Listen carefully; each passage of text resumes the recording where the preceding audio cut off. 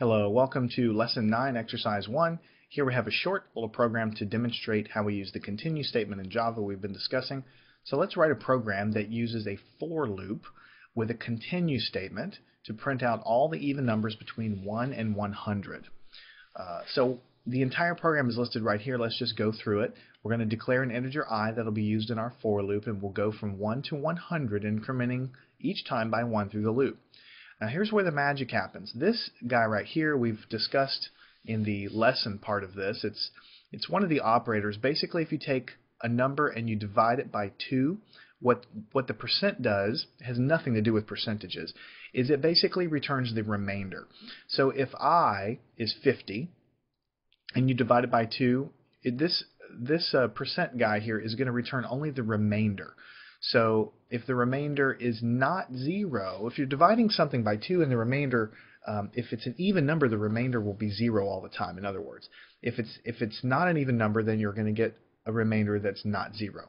So here we're checking the remainder of whatever our loop variable is divided by 2. We're just looking at the remainder. If the remainder is not 0, then it means this must be odd. So, or another way to say that, it must not be even.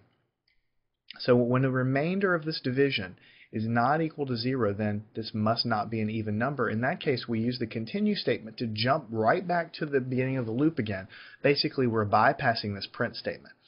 In the cases when we have an even number, which means this remainder here is actually equal to 0, then we jump over all this stuff and we print this guy out here. So it's a way to quickly figure out if something is even or odd. What you do is you take the number, you divide it by 2, and you look at the remainder.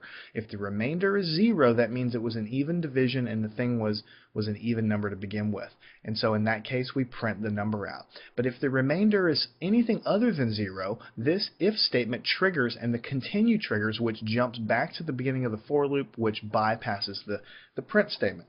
So if we run this guy, then we can see what's going on here. We have starting at 2, 4, 6, 8, and these are all even numbers all the way down, because every single time we cycle through the loop, we're checking to see if the remainder, when you divide the loop by 2, is 0 or not. And so by the logic here, it'll either print the statement if it's even, or it'll jump back to the beginning of the loop and continue on if it's an odd number. And that's why we use the continue statement. If we had a break statement here, then we would jump out of the loop entirely and the program would stop. We don't want to do that. We want to continue going to the end of the program, which is the whole point of the continue statement.